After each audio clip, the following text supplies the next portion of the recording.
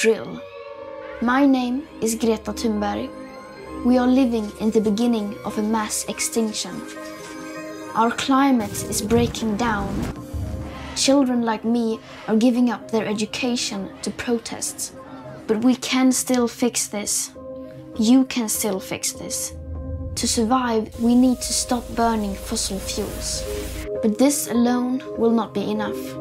Lots of solutions are talked about. But what about a solution that is right in front of us?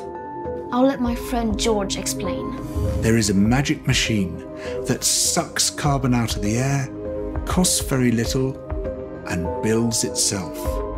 It's called a tree. A tree is an example of a natural climate solution.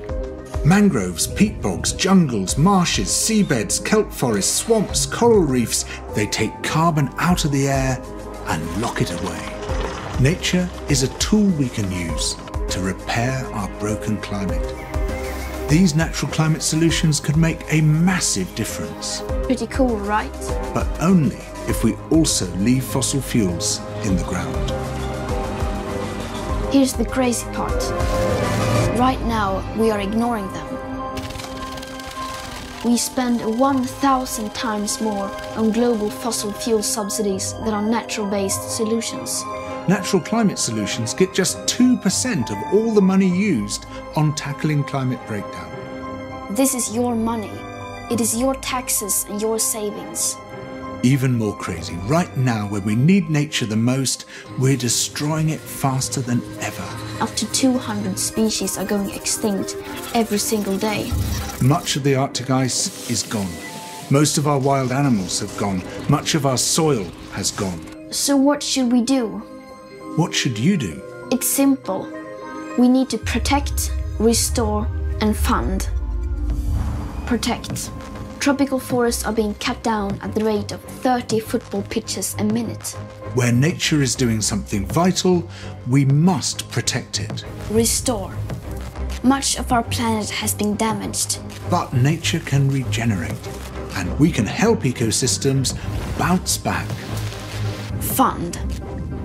We need to stop funding things that destroy nature and pay for things that help it. It is that simple. Protect, restore, fund. This can happen everywhere. Many people have already begun using natural climate solutions. We need to do it on a massive scale. You can be part of this. Vote for people who defend nature. Share this video. Talk about this. All around the world, there are amazing movements fighting for nature. Join them.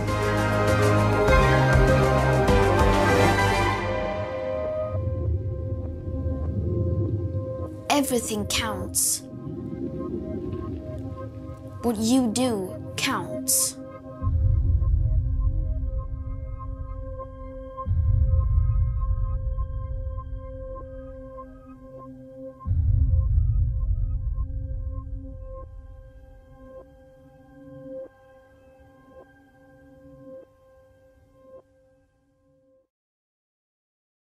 This video is sponsored by Brilliant.